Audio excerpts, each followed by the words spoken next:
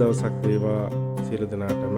සුවසත Lanka YouTube නාලිකාව ඔස්සේ අදත් අපි අරගෙන එන්නේ ඔයගලන්ට තායිලන්ත රටේ තියෙන තවත් ලස්සන පන්සලක් පිළිබඳව. ඉතින් මේ පන්සලට යනවා නම් ස්ථාන කිහිපයකින් මේ රටේ අපිට යන්න පුළුවන්කම හැකියාව තියෙනවා. විශේෂයෙන් මේ පන්සල තියෙන්නේ තායිලන්තයේ බැංකොක් නුවර යායි කියන දිස්ත්‍රික්කයේ තමයි මේක පිහිටලා තියෙන්නේ. ඉතින් එක් පසකින් අපිට ගොඩබිමින් යන්නත් පුළුවන්, තවත් පසකින් ගඟ හරහා අපිට යන්නත් පුළුවන්කම හැකියාව තියෙනවා. ඉතින් තවත් බැංකොක් නුවර තියෙන තායිලන්තයේ තියෙන සුවිශේෂී විහාරස්ථානයක් තමයි මේ විහාරස්ථානය. ඉතින් මේ විහාරස්ථානයේ නම තමයි wat arun. තාමත්ම ප්‍රසිද්ධ ලස්සන බොහෝ විදේශිකයන් ප්‍රමාණයක් එන තැනක් තමයි මේ wat arun කියන ස්ථානය. ඉතින් මේ ස්ථානයට අපි ගියා බලන්න. ඒ යනකොටත් බොහෝ විදේශිකයෝ ප්‍රමාණයක් මේ ස්ථානයේ නරඹන්න ඇවිල්ලා තියෙනවා. ඉතින් මේ ස්ථානයේ බොහෝම අලංකාර ගොඩනැගිලි, ගෘහ නිර්මාණ, ඒ වගේම උද්‍යාන, ඒ වගේ දේවල් ගොඩාක් මේ ස්ථානයේ පවතිනවා.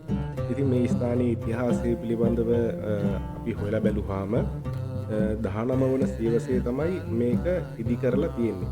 ඉතින් දෙවන රාම සහ තුන්වන රාම ඒ කියන කට්ටියගේ පාලන කාලයේදී තමයි මේක ඉදි කරලා තියෙන්නේ.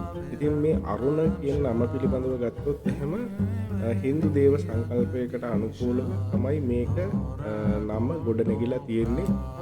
ඒ කාලයේදී මේක දේවාලයක් වගේ එහෙම ස්ථානයක් එහෙම ඒ වගේ සඳහනකුත් මෙහි සඳහන් කරනවා. ඒ වගේම තමයි අරුණ කියලා කියන්නේ දැන් අරුණ කියලා උදෑසන, ඒ වගේම සූර්යයා පිළිබඳව තමයි ඒ කියන්නේ උදෑසන මේ අරුණ නැගෙන ඔන්න ඒ වගේ අදහසක් තමයි මේ නම සමග යෙදෙන්නේ. ඉතින් ඒ පිළිබඳවත් මේකේ සඳහන් කරලා තියෙනවා. ඉතින් විශේෂයෙන්ම මේ ස්ථානයේදී දැන්ට පන්සලක් විහාරස්ථානයක් විදිහට තමයි වැඩ කටයුතු සිද්ධ වෙන්නේ. ගරුතර අපේ ස්වාමීන්ද්‍රයන් වහන්සේලා මේ විහාරස්ථානයේ වැඩ ඉන්නවා. ඒ වගේම තමයි ඒ ආධ්‍යාත්මික කටයුතු ගොඩක් බොහෝ ප්‍රමාණයක් මෙහි සිද්ධ වෙනවා. ඉතින් මේ විහාරස්ථානයේ ගොඩාක් අයගේ වන්දනාවට, පූජාවට ප්‍රාර්ථ වෙන තැනක් තමයි මේ ස්ථානය.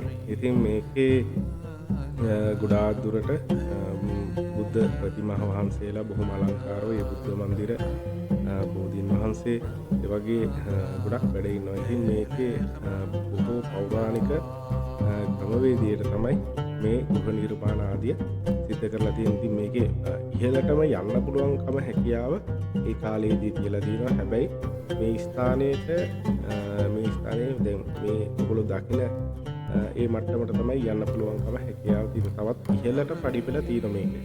ඉතින් මම මේ ගොඩක් මේ නිර්මාණ දිහා බැලුවා. සාමාන්‍යයෙන් ඔය අලංකාරව හදලා තියෙන ඔය නිර්මාණ, ඒ කියන්නේ පාට වර්ණ වලින් එක එක ආකාරයක හදලා තියෙන සාමාන්‍යයෙන් බැලුවාම ඒවා පිඟන් ගඩොල් වගේ ඒ වගේ ස්වභාවයක් තමයි ගොඩක් දුරට තියෙන්නේ. එක වර්ණ වලින් හැඩවෙච්ච ඒවා ටිකක් බිත්ති වලට අලවලා වගේ ටයිල් කැට වගේ අල්ලලා වගේ එහෙම එකක් තමයි තිබුණේ. මේ මෙතනින් ඔය පේටි ඔය ඉහළට යන්න පුළුවන්. හැබැයි දැන්ට මෙතනින් ඉහළට මේකට ගොඩ වෙන්න දෙන්නේ නැහැ, යන්න දෙන්නේ නැහැ. ඉතින් බොහෝම අලංකාර, බොහෝම සුන්දර තැනක් තමයි මේ ස්ථානය. ඉතින් අපි ගියා බලන්න, ගිහිල්ලා බලලා ඉතින් අපි ඕගොල්ලන්ට මේකේ රූප රාමු කිහිපයක් අපි අරගෙන ආවා අපේ මේ නාලිකාවේ පළ කරන්න. මොකද ඕගොල්ලන්ටත් මේක දැකලා බලන්න. මොකද හැමෝටම මේ වගේ ස්ථානවලට යන්න වෙන්නේ නැහැ. ඉතින් ඒක හින්දා තමයි අපි ඕගොල්ලන්ට මෙම නිර්මාණය පිළිබඳව අරගෙන ආවේ. ඉතින් ඕගොල්ලන්ට දැනට පේනවා ඇති ඉතින් මේ ස්ථානයට බොහෝ විදේශිකයෝ ප්‍රමාණයක් ඇවිල්ලා තියෙනවා මේක නරඹන්න. ඉතින් මේ ස්ථානයේ අක්කර මම හිතන්නේ කිහිපයක්ම මේ ස්ථාන භූමියේ තියෙන ඉතින් බොහෝ විශාල පන්සලක්. ඒ වගේ තමයි පුරා විද්‍යාත්මකව වටිනාකම් තියෙන දේවල් පවා යම් ගොඩනැගිලි කියලා තියෙනවා මේ එන කට්ටියට බලන්න.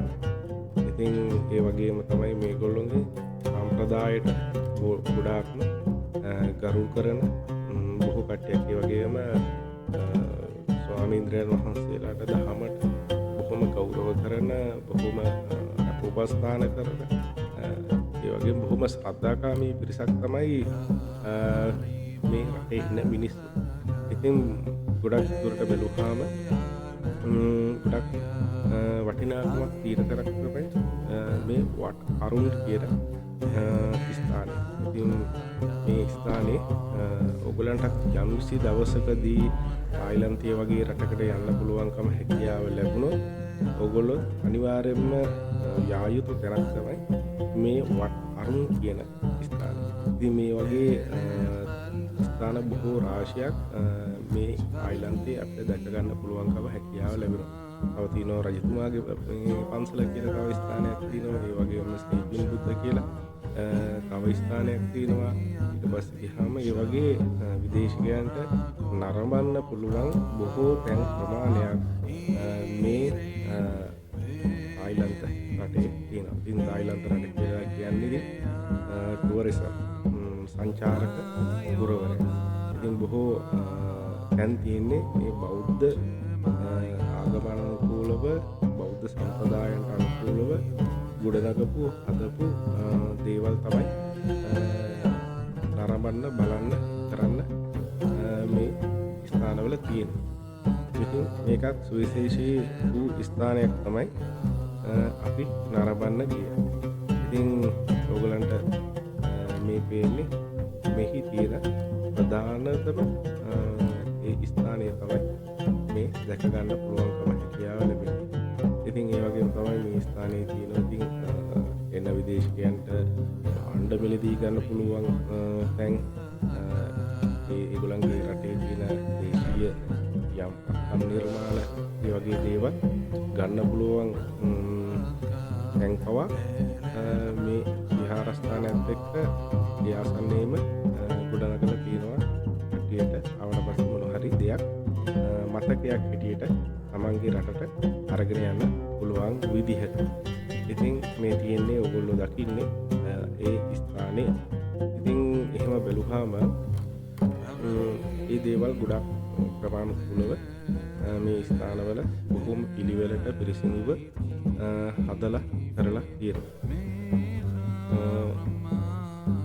ඒ විදිහට ඉතින් මේ රටේ භාවිතා කරන්නේ බාත් කියන මුදල් තමයි භාවිතා කරන්නේ. ලංකාවේ මුදලෙන් සාමාන්‍යයෙන් බාත් එකක් රුපියල් 8ක් වගේ වෙනවා. බාත් එකක් රුපියල් 8ක් වගේ වෙනවා. ඒ කියන්නේ බාත් 10ක් කියන්නේ රුපියල් 90ක් වගේ. ඒ කියන්නේ 8.5 රුපියල් 90ක් වගේ මුදලකට තමයි යන්නේ. ඉතින් සාමාන්‍යයෙන් බැලුවොත් එහෙම අපේ රටේ මුදලට වඩා අගේ වැඩි ප්‍රමාණයක් තමයි තියෙන්නේ. ඉතින් ඒ වුණාට අපේ රටේ සමහර දේවල් වලට වඩා මේ රටේ තියෙන සමහර දේවල් මිල අඩුයි. ඉතින් ඕගලන්ට මේ තුලින් ඕගොල්ලෝ යම් කිසි දවසකදී තායිලන්ත වගේ රටකට යන්න හිතාගෙන ඉන්නවා නම් සුන්දර ලස්සන තැනක් තමයි මේ අරුන් කියන විහාරස්ථානය. ඔයගොල්ලෝ යන්න නරඹන්න බලලා ඒ දේවල් ඒ තැන් අද පුදා ගන්න. හොඳයි එහෙනම් සියලු දෙනාටම සුබ දවසක් වේවා. අපිව සබ්ස්ක්‍රයිබ් කරලා අපේ මේ වීඩියෝ එකට ලයික් එකක් දාන්න. සියලු දෙනාටම සුබ දවසක්.